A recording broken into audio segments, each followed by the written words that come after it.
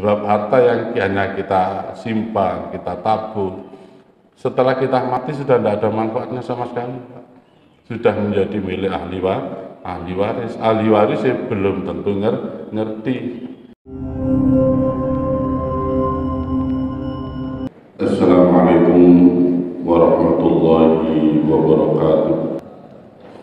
Bismillahirrahmanirrahim. Alhamdulillahilladzi an'ama 'alaina bi ni'matihi tatimmus shalihat. Tsumma alhamdulillahilladzi da'a 'ibadahu lil ibadah wa dallal mujtahidina 'ala tariqas sa'adah wa khasyal muttaqina bil husna wa ziyadah. Allahumma salli wa sallim wa barik ala sayyidina Muhammad wa ala alihi wa sahbihi wa man tabi'ahum bi ihsanin ila yaumil ma'ad. Amma ba'd. Jamaah salat subuh rahimakumullah, bersama-sama mari kita sampaikan rasa syukur kita pada Allah Subhanahu wa taala, di mana sampai saat ini Allah masih limpahkan nikmat karunia-Nya pada kita semua, terlebih kesehatan dan juga kesempatan. Mudah-mudahan apa yang kita lakukan ini menjadi bagian dari catatan amal baik kita dan dicatat oleh Allah sebagai bentuk rasa syukur kita yang telah diberi nikmat darinya. Dan semoga kita menjadi orang-orang yang istiqomah pada jalannya, sehingga kelak saat kita bertemu, mudah-mudahan bertemu dalam keadaan husnul khatimah. Al-Fatihah.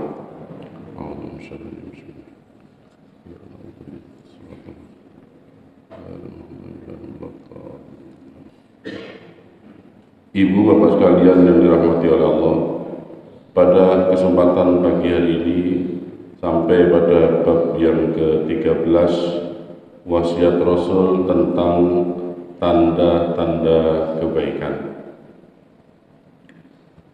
Untuk pesan yang pertama disampaikan, qala alaihi salatu wassalam, alamatis sabri husnus sarirati 'indallah wa husnul khidmati. Rasulullah sallallahu alaihi wasallam bersabda, tanda-tanda sabar itu adalah baik keyakinannya hatinya di hadapan Allah, dan baik dalam taat atau beribadah kepada Allah. Jadi menurut wasiat ini, orang itu dikatakan sabar, satu, yaitu selalu berprasangka baik kepada Allah. Maksudnya, orang yang sabar itu adalah orang yang meyakini bahwa segala sesuatu yang menimpa dirinya itu adalah takdir Allah. Dan Allah menciptakan suatu keadaan pada makhluknya, pasti ada rencana yang baik untuk hambanya. Itu ciri pertama. Yang kedua, tetap istiqomah taat beribadah kepada Allah. Nah, mari kita jelaskan sedikit. Yang pertama, orang itu dikatakan sabar jika ia punya prasangka baik terhadap Allah mengenai apa yang menimpa dirinya.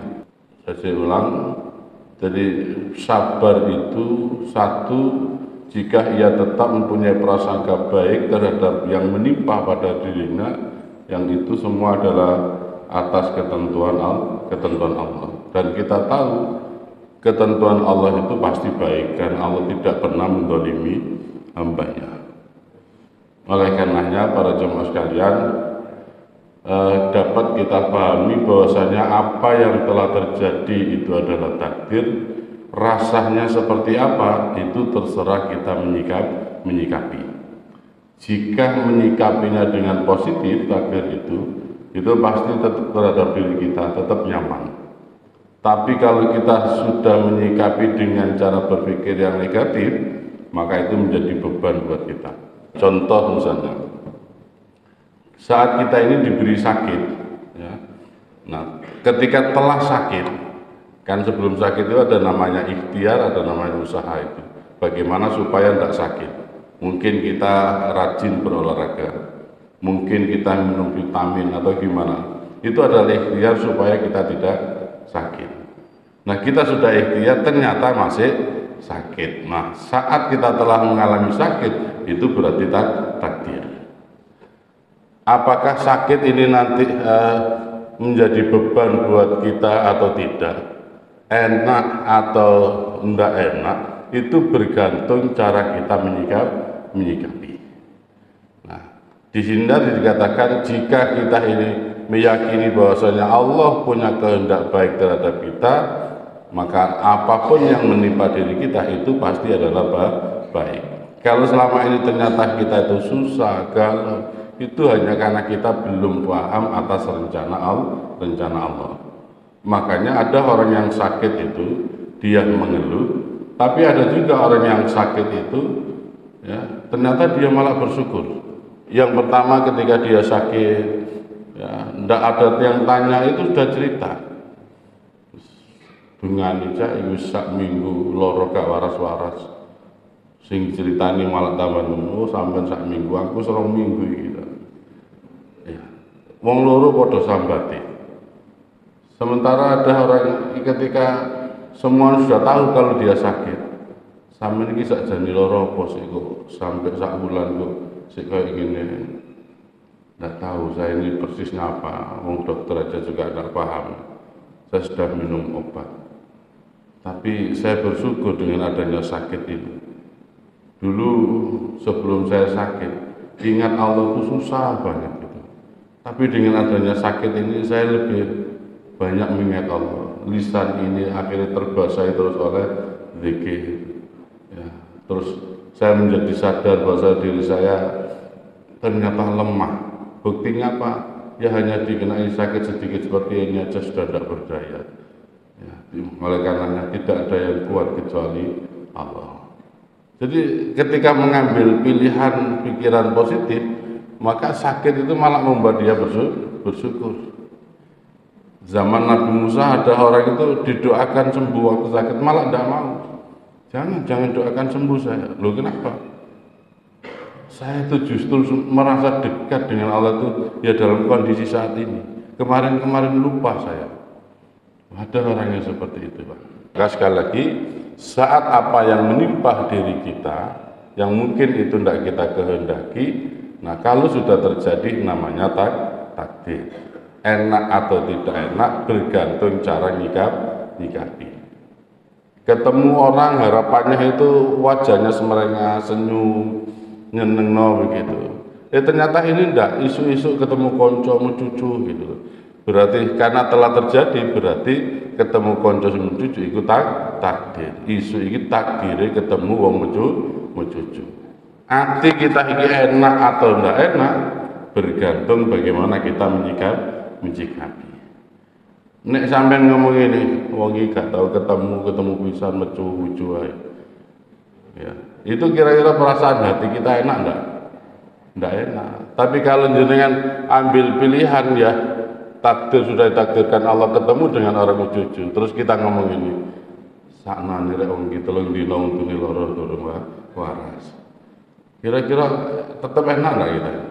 Enak saja. Nah, bapaknya wis ikhtiar, wis usaha nyambut gawe dagang misalnya, gak payu, sehingga pulang ndak ada uang yang dibawa. Kondoh nang istri dek sepurane rezeki ini kayak wingi iki telung dino sepi. Nah, tergantung ini berarti sepi ini berarti takdir. Ketika kita ambil pilihan ini, lan kanggo duit terus masa apa gitu. Nah, nek kene omongan ini seneng apa susah? Susah. Tapi kalau wanita itu dia mau ngide sepurane telung dino iki sepi gak kayak biasa ya. Sehingga mungkin gak ono sing bonjo. Dadak sing wedok ngomong ini, iya Mas, awak dhewe kan cuma ikhtiar. Payu gak payu apa jare Gusti Allah. Nek panjenengan gak payu, iki barangkali Allah menginginkan kita supaya puasa. Ayo bareng-bareng poso ae. Kira-kira Pak, nek ana wong lanang ngomong ngono terus dijawab sing wedok kaya ngono, atine ya apa kira? Seneng. Gak tahu dia ngomongin ngono, Pak. Gak ya. Lho nek gak nggo dhuwit ngono iku seneng apa seneni gitu. Jadi kan bergantung bagaimana kita nyikapi. sangat bergantung. Pimpinan kita marah-marah, ya karena telah terjadi, berarti itu adalah takdir. Bagaimana kita menyikapi, nah itu yang membuat kita senang atau tidak senang. Mungkin hati kita itu tidak senang ketika kita itu mikirin ya, pimpinan iso ngamuk tok ya, gak ada penggawean iso. Itu susah hati kita. Nah, tapi kalau kita ambil pilihan lain, misalnya iya ya, sesungguhnya pimpinan itu dibayar, diantaranya adalah untuk mengingatkan kalau anak buahnya salah. Mengingatkan itu supaya supaya saya ini lebih baik dari seperti ini. Diingatkan supaya saya tidak salah lagi, kerjanya menjadi baik. Lu malah matur suwun akhirnya diingatkan. Nah, jadi para jamaah sekalian, sungguh ketika kita mendapati sesuatu yang tidak kita inginkan, kalau sudah terjadi itu namanya takdir. Enak ndak enak itu bergantung kita cara nyikapi.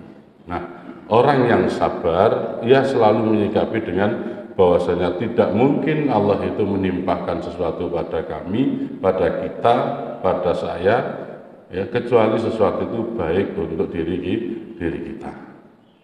Kemarin saya cerita ada teman kami yang kehilangan mobil trek tronton, ya, dibawa lari oleh sopirnya. Terus cari-cari informasi tidak ketemu, ya. Setelah 20 hari mendapat kabar treknya ada di Tangerang. Nah, dapat berita itu malam, paginya dia langsung ke Bungurasi, mau naik bis untuk ke Tangerang. Alhasil nyampe di Bungurasi, ternyata tiketnya habis. Ya, menurut jenengan kira-kira yang sudah dapat kabar mobilnya ada di sana, segera ia akan datangi, terus tiket habis. Kira-kira seneng atau kecewa? Kecewa.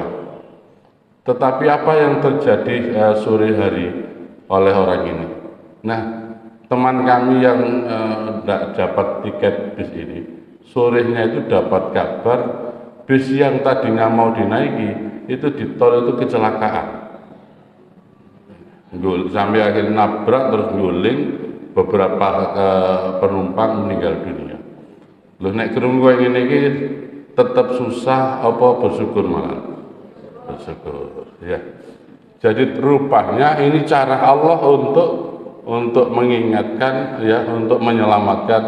Coba nek aku manusia oleh tiket, kira-kira aku mesti melok kecelakaan itu. Oh, ini adalah cara Allah untuk menyelamatkan saya supaya tidak ikut dalam rombongan kecelakaan. Makanya Allah itu punya sifat namanya Al-Qabid, Allah yang maha menyempitkan. Di mana maha menyempitkannya Allah itu, Allah memberikan halangan-halangan itu dalam rangka ya untuk menyelamatkan kita, ya, menyelamatkan kita. Beberapa kali saya kasih contoh tentang seorang pemuda yang tidak jadi pulang, ya, ditawari koncone mulai naik sepeda motor. Oke, siap. Giliran pada hari yang ditentukan ternyata cari pinjaman helm tidak dapat. Masih ingat kisah itu? Nah, ya tentunya susah pemuda ini. Aduh, gak jadi pulang gara-gara tidak ada pinjaman helm. Susah. 2 jam kemudian, ya 2 jam kemudian dia dapat kabar dari rumah sakit, Mas sampai juga sekarang harus ke rumah sakit ini. Loh, kenapa? Teman sampean ini kecelakaan dan lumayan parah. Dia baru nyadari, oh berarti saya tadi cari pinjaman kemana-mana, cari helm tidak dapat. Itu cara Allah untuk menyelamatkan saya supaya saya tidak ikut kecelakaan. Nah, baru dia nyadari. Ya. Nah, Ustaz, gimana dengan yang tabrakan tadi? Nah, yang ternyata yang tabrakan itu hampir 1 bulan dirawat di rumah sakit dan setelah keluar dia menikah dapat perawat rumah sakit. Nah, coba ya. Ini rahasia Allah di situ. Walah ini dolek jodoh sakwen-wen gak ketemu-ketemu gara-gara tubrukan, ya, akhirnya ketemu perawat lantaran bendino ketemu, ya, jari wong Jawa witing tresno jalaran gelibet ya. Oh, akhirnya terus kenal dadi nang apike waras terus lamaran. Mana yang jelek? Tidak ada yang jelek ternyata ya, tapi bukan berarti terus naik dorak jodoh terus nubruk-nubruk ya enggak gitu. Yang cara Allah itu macam-macam. Jadi ini ciri daripada orang sabar itu, dia selalu berprasangka baik terhadap apa yang menimpa dirinya. Ya. Ada salah satu jamaah umroh, kita itu sudah bilang setelah niat nanti ada 12 larangan, sampaikan bla bla bla bla. Mungkin kelupaan ya, dari Madinah nyampe Mekah, di Mekah itu ganti celana pendek, terus kaosan ambil rokokan. Loh. Jadi teman-teman sama ini kan masih ihram, lah kok ganti pakaian? Lu lali. Akhirnya saya sampaikan, ya atas kesalahan itu jenengan kena dam, namanya dam khiyar, yaitu milik belewedus, poso, atau sedekah nang fakir miskin. Nek sedekah nang fakir miskin, setiap 6 fakir miskin dan setiap 1 fakir miskin itu 2 mud, berarti sama dengan 12 mud, kurang lebih 120 real saat itu. Ya kelihatan susah.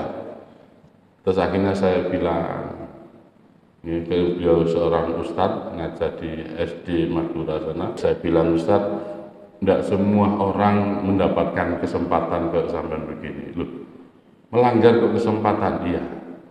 Saya yakin kalau jenengan punya uang 120 real, lalu disuruhnya sedekahkan, itu pasti berat. Pasti berat. Nah ini rupanya cara Allah, bagaimana sampean itu bersedekah senilai 120 real, dipaksa oleh Allah dengan cara dibuat lupa ya, habis masa ikram memakai pakaian yang berjahit. Nah, jika satu kebaikan yang dilakukan di tanah suci ini dibalas Allah minimal 100.000 kali lipat, maka berapa yang akan jenengan terima ketika jenengan keluarkan uang 120 real ini? Langsung dia bilang, Ustadz, kalau gitu jangan 120 real. Ini uang saya sisa masih sekitar 300, biar saya sedekahkan semuanya. Nah, coba. Karena mindsetnya apa? Tidak semua orang itu diberi kesempatan untuk sedekah. Ini mumpung ada kesempatan sedekah, walaupun jalurnya tadi adalah lupa terus kena denda. Akhirnya ya totoh hati ini mumpung di sini, jangan 120 real, 300 saya ingin sedekahkan. Karena apa? Satu kebaikan balasannya adalah 100.000 kali lipat. Loh, kalau mikirnya sudah seperti itu, tetap susah atau menjadi bahagia? Menjadi bahagia. Ya, itu adalah ciri yang pertama, berprasangka baik. Yang kedua, tetap istiqomah dan taat beribadah. Waktu sembuh, rajin ke masjid. Giliran sakit, dia ternyata tetap ahli ibadah. Itu cirinya orang sabar. Soalnya ada orang itu, Pak, ya, saat dagangannya itu saat dia tidak sholat, tidak ikut ngaji, dagangannya lu waris. Lu melok ngaji tambah gak payu. Melok ngaji, ya, malah dagangannya malah gak payu. Akhirnya dia nyimpulkan ini. Wingi-wingi dulu melok ngaji, dagangan laris, iki melok ngaji tambah gak payu. Terus bodoh-bodoh ini, terus gak ngaji ya bisa. Nah, padahal bisa jadi ndak payu itu adalah bagian dari ujian. Kira-kira tak kayak Mbak Payu saya ngaji ya, nah, gitu. Kemarin itu biasanya jamaah, ndak jamaah. Dagang, malah mboten jamaah. Gara-gara apa? Dagangannya gak payu. Ada yang seperti itu. Saklabah itu, ya, awalnya ahli ibadah, jamaah iya, giliran dia kaya, malah sibuk ngurusi kekayaan sampai akhirnya tidak sempat jamaah lagi. Nah, Nabi Ayub ini contoh atau fakta yang sudah kita sering dengar. Apa yang diambil, pilihan yang diambil oleh Nabi Ayub ketika dikabari oleh iblis? Ayub, nek tanduranmu wis entek kaya ngene, apa awakmu isih ibadah nang Gusti Allah? Wong tanduranmu wis entek. Kata Ayub, saya bersyukur dengan habisnya tanaman saya, berarti saya semakin longgar untuk melakukan ibadah. Wingi-wingi nek kate nang masjid, isih mikir tanduran, saiki wis gak ono sing dipikir. Lo tambah loro ati iblis iki apa tandurane dientekno tambah. Akhirnya hartanya dihabiskan, anaknya dipateni sama iblis. Ayub, apa awakmu isih sabar gak gitu? Ya, faktanya beliau ternyata tetap sabar karena mikirnya apa? Semua yang kemarin Allah berikan kepadaku, sekarang amanah itu sudah diambil, berarti semua membuat semakin ringan, sekarang amanah apa-apa. Mosok semakin ringan saya malah semakin jauh dari Allah. Ya. Nah, cara berpikir yang seperti itulah membuat Nabi Ayub ya menjadi orang yang sabar. Nah, kita juga demikian. Ada orang itu, ya Allah, berdoa, ya Allah, berilah kami rezeki yang cukup ya Allah. Ini karena istri kami sudah mau melahirkan. Ketika berdoa seperti itu malah di PHK. Kira-kira bojo kate nglahirno, njaluk rezeki lancar, malah di PHK. Bayangan kita, orang ini seneng atau susah? Bojo kate nglahirno malah di PHK. Tapi orang ini ternyata senang, Pak. Alhamdulillah doa saya dikabulkan. Dengan PHK otomatis nanti dapat pesangon ini kena digawe biaya melahirkan. Urusan maringono harus cari kerjaan. Saya yakin ya, dalam tingkatan manusia saja kita punya anak kecil terus tidak di pekerjaan, kita kasihan kok. Saknane rek anak si cili kena PHK. Kita aja kasihan. Apalagi Allah yang Maha Pengasih, tidak mungkin dibiarkan oleh Allah, selalu aja ada. Nah ini, jadi menurut wasiat ini, ciri orang sabar itu yang pertama selalu berprasangka baik sehingga dia tetap menikmati ujian yang menimpanya. Yang kedua, dia tetap istiqomah ibadah, di mana ujian itu tidak menjadi surutnya ibadah dia, tidak menjadi kurangnya ibadah dia. Kira-kira masih berat Pak sabar itu? Kalau kita ngangkat remote ini, itu masih ada gramnya, masih ada timbangannya. Berapa kilo, berapa gram itu masih ada. Kita ngangkat kitab ini, itu masih ada, berapa beratnya itu masih ada. Tapi sabar itu yang diangkat apanya Pak kira-kira? Tidak ada yang diangkat gitu. Ya, hanya cara menata hati, terus pilihan bagaimana pilihan kata itu aja. Diuji dengan anak yang makal misalnya.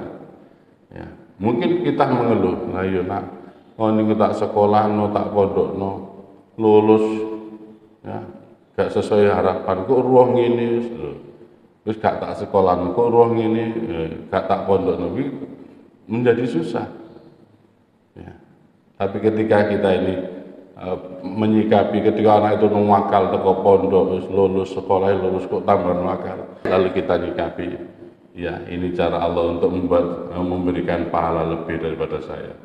Jika saya kemarin mondok no anak, nyekolah no anak, itu sudah berpahala, tapi rasanya kurang sempurna pahala yang kemarin, sehingga Allah tambahkan pahala yang lebih besar, yaitu dengan jalan nakalnya anak ini.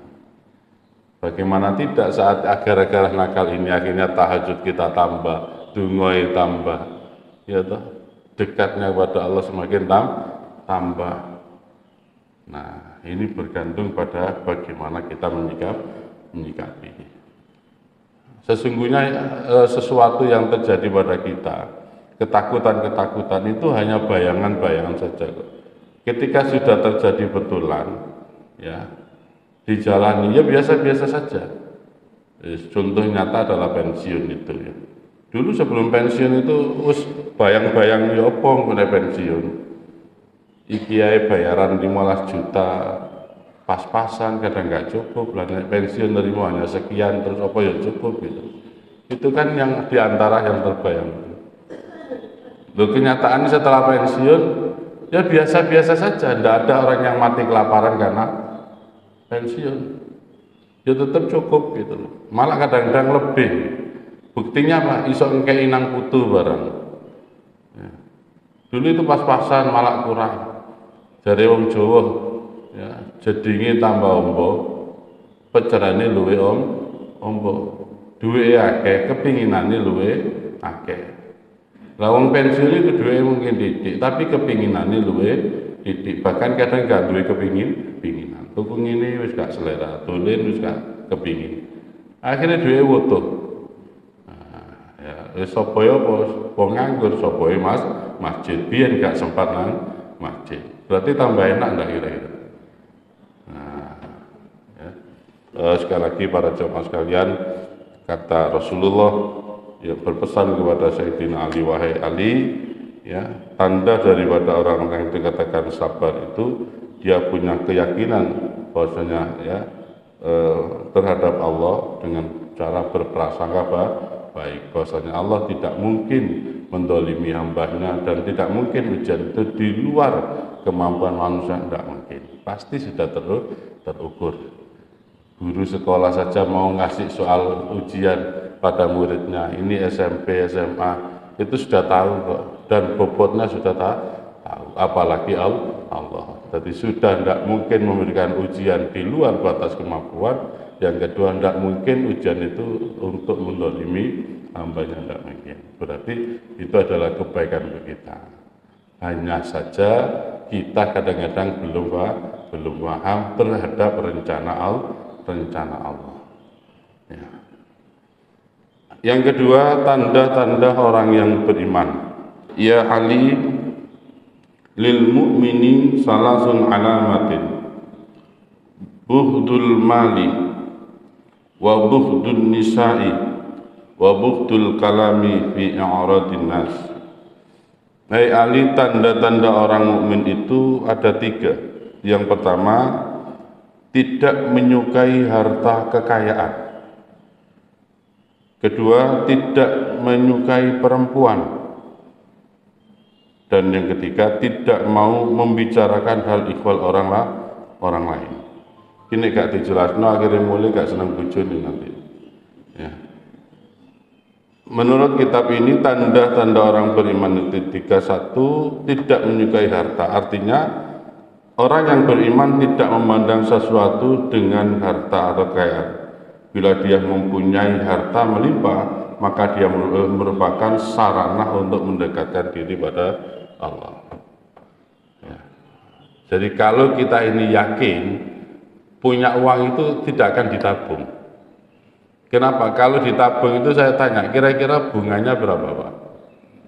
Deposito berapa sekarang paling banyak? 6%? Ya. Anggap 10% lah diperbanyak. Ya, faktanya sekitar 5-6%. Itu kalau kita tabung di depositokan. Tapi kalau kita sedekahkan, ya, uang 1.000 jadi 10.000, itu berapa persen? 1.000%. Ya. Banyak mana berarti kira-kira berkembangnya uang kita itu ditabung atau disedekahkan? Nah, kalau kita yakin, misalnya ada seorang ustadz maju ke depan sampean, ibu-ibu, siapa yang punya uang 100.000, ya, saya ganti dengan 1 juta. Kalau jangan yakin dengan ucapan ustadz ini, maju ke depan enggak kira-kira? Maju. Enggak maju itu kan karena sampean enggak yakin, temen tak duitku 100 di rupiah 1 juta. Kan gitu. Tapi nek sampean yakin, pasti maju ke depan. Terus kemarin ini Pak Ustadz, uang saya 100.000. Oh iya, ini yang 1 juta. Enak enggak kira-kira? Enak. Nah sekarang yang nyuruh maju itu bukan ustadz, bukan kiai, tapi yang ngasih berita itu adalah Rasulullah. Ya. Kata Rasulullah, siapa yang mensedekahkan hartanya taziduhu fi amwalihim, akan ditambah di dalam hartanya, akan ditambah. Ditegaskan oleh Allah ya, untuk tambahan itu tidak hanya 1%, 2%, tapi 10 kali lipat. Man jaa bil hasanati walahu asru amsalihha. Siapa yang membawa satu kebaikan, maka baginya 10 kebaikan. Terus ternyata kita ini tidak sedekah. Kita ini tidak sedekah. Itu ono kalimat sing gak enak, Pak. Wong gak gelem dia punya terus gak sedekah. Iku ndudono akale gak waras. Ono omongan begitu. Apa betul itu? Coba tadi kalau Ustadz tadi ya, dia pegang uang misalnya 1 juta. Ayo siapa yang punya, atau mungkin jenengan dipanggil, Bu, maju ke depan. Ada apa Pak Ustadz? Jenengan punya uang 100.000 enggak? Punya. Ini saya tukar dengan 1 juta. Terus sampai enggak mau. Cerita kepada teman-temannya, aku lumang nang masjid, duit 100.000, ambil Pak Ustadz ditukar 1 juta. Gak gelem aku. Kira-kira jawabnya sampean diceritani ana apa? Ya. Goblok ditukar 1 juta gak gendeng 1 juta gak gelem. Apa maning tukare bukan lagi 1 juta. Kalau misalnya 700 kali lipat jadi berapa itu? Ya. Anggap sampean dikai ya 70 juta misalnya. Bu, uang 100 sampean tak pay. Nah, tak tukar 70 juta. Nggak bisa sampean pay. Nggak usah Pak, nggak Pak. Gak gelem sampean. Cerita nang ngene kanca-kanca ngene PKK kan. Aku ingin ketemu wong. Dijali duit 100 diurupi 70 juta. Terus gak gelem aku. Jawabnya kanca sampean ceritani apa kira-kira? Kan gitu toh. Nah, jadi makanya nanti ngomong gak sedekah itu akal ini gak waras. Kalau kita yakin 1 dibalas 10, kalau kita yakin ya, misalnya kita ini sedekah 5.000 jadi 50.000, 100.000 jadi yaitu 1 juta. Kita suruh milih yang 50.000 dengan yang 1 juta, milih yang 1 juta. Kira-kira nek kotak amal liwat sing dilebokno sing didik apa sing akeh? Nah, iku kepingin akeh tapi sing dilebokno sing didik itu. Gak ketemu rumusnya itu. Nah, ya. Jadi maka orang yang beriman itu dia tidak menyukai harta di dunia ini. Ya bagaimana harta saya di dunia ini menjadi nilai akhirat. Ya, nilai akhirat. Abu Dar yang sering saya ceritakan itu marah gara-gara pembantunya itu adalah sedekah unta yang bukan terbaik. Kata Abu Dar, "Loh, tak warah. Kalau saya minta untuk sedekah dari hartaku, tolong ambilkan yang terbaik. Kok ini yang kedua, unta yang kedua, bukan yang pertama. Kenapa?" Abu Dar kata pembantunya, "Saya ingat pesan itu, tapi saya masih mikir bahwasanya unta yang terbaik saat ini masih kau butuhkan."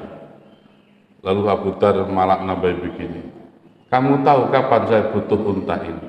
Sesungguhnya aku butuh unta ini yaitu nanti saat saya sudah istirahat di akhirat.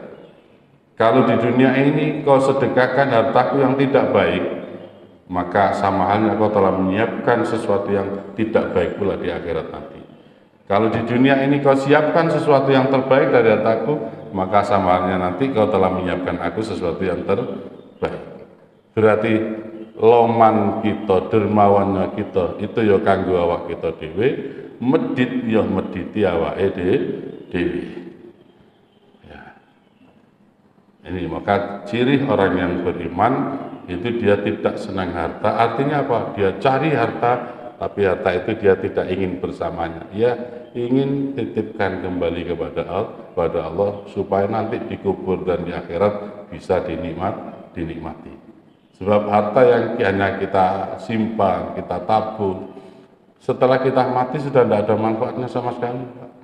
Sudah menjadi milik ahli ahli waris ya belum tentu ngerti, sehingga sampean hanya menyesal, kita hanya menyesal, iya ya iki sembarang tak cepakno kanggo anak, saiki anak wis duwe omah, duwe toko, duwe tabungan, teko awak dhewe menikmati teko tinggalan, sementara gak tahu eling awak dhewe, tambah nelongso. Nah, maka orang yang beriman, kalau kita ini yakin apa yang kita sedekahkan itu kembali untuk diri kita, maka bolehlah kita mungkin nyisa untuk anak, nyepak anak, tapi kita sendiri juga harus punya tabungannya. Ya. Tipikal orang diberi rezeki Allah itu ada yang begini, diberi rezeki itu seneng. Misalnya punya mobil, seneng. Saking senengnya ambek mobil yang diberikan, benisu diumbah, terus dikemuli, mari gawe diumbah maneh, ya, dilus-lus gitu ya. Saking seneng, sampai senengnya ambek mobil, lali ambek sing ngekeki. Ya. Lali ambek sing ngekeki. Ini tipikal pertama. Tipikal kedua, ketika ada orang itu diberi mobil itu tanya, untuk apa sampean ngasih mobil pada saya? Anu mas, sampean itu saya kasih mobil supaya bisa dekat dengan saya. Misalnya anak presiden ngomong ini, Pak, sampean tak kayak mobil ya. Lu untuk apa? Supaya sampean iso cidak ambek aku. Itu kira-kira mikir mobilnya apa mikir supaya iso cidak? Supaya cidak. Wakil apa? Ya biasa saja. Dikai seneng dikai mobil itu ya seneng karena bisa untuk mendekat kepada yang memberi. Kalau yang memberi itu seorang presiden, untung aku dikai mobil ini, apa? Nah, kayak mobil ini gak sisok nyiduk nang presiden. Nah, gitu. Ini juga gitu, dikasih uang, untung awak dhewe iki kayak duit ambek Gusti Allah. Kok gak iso? Misalnya gak dikai awak dhewe gak iso sedekah. Gak iso kayak anak yatim, gak iso nyumbang masjid. Ya. Jadi dia mindset yang kedua itu diberi agar dekat dengan Allah. Nah, orang yang beriman itu seperti itu. Ketika diberi rezeki, dia maksimalkan itu untuk sarana mendekat kepada Allah. Ya. Maka ada orang yang bekerja ya, sampai mungkin tetangganya teman menilai ya, mengatasi mangan sak piringe kerja gak leren sampai lembur-lembur. Itu kata orang yang menilai. Tapi pelakunya punya pikiran lain. Saya itu kerja nggo wedhu kayak ngene iki. Kenapa? Supaya anak-anak yatim itu yang terlantar bisa sekolah. Masjid sing durung mari, cik nang mari. Kegiatan-kegiatan nang masjid itu biar tambah semarak. Ya, jadi dia bekerja untuk seperti itu. Masya Allah.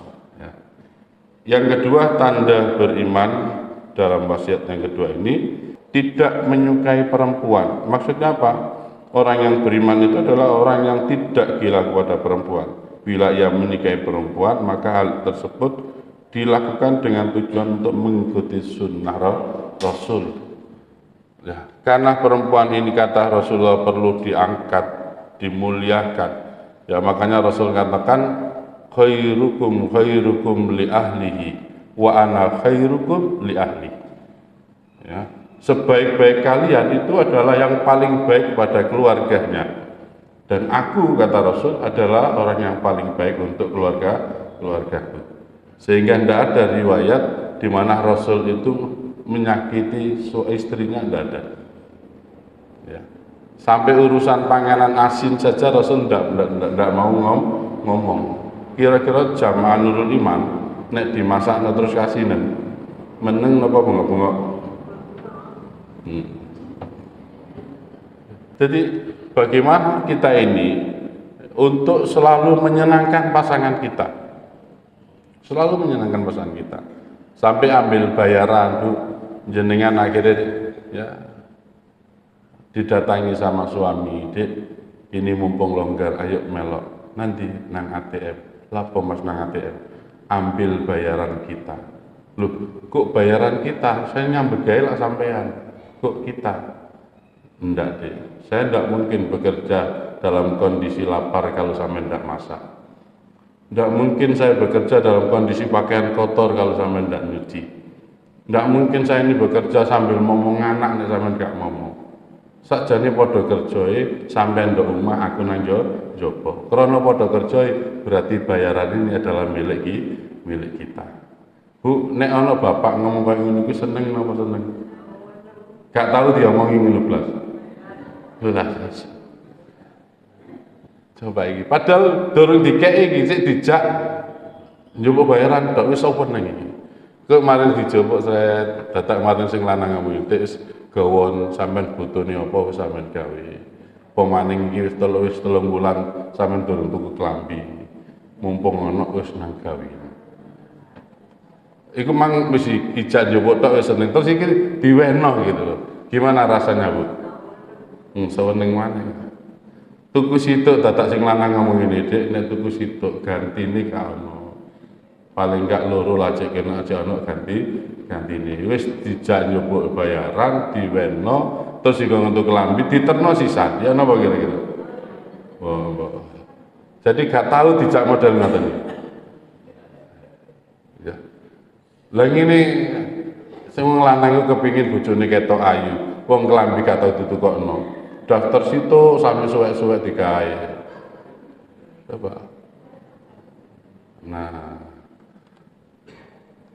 Ayo sehingga sing lanang sing wedok milih pakaian ditakoni, "Mas pantes ta?" Pantes Dik sampean. Gawe pakaian iki Mas. Nek umpama gak pantes ya ndak bojo, ya ngomongi gak polosan. Mas pantes iki. Ya apa ya? Iku badhe soalnya koyo selambung ngono iki. Kan gak enak ngene. Nah, karena kita kepengin nyenengno, ya nyenengno. Akhirnya kita ngomong pantes Dik. Cuma sing wingi kuning wingi iku luwih pantes timbang iki. Itu kan bahasa halus gak pantes. Kan gitu aja. Dan saya sampaikan pada bapak-bapak ya, kalau istri minta apapun mintanya, jangan ditolak.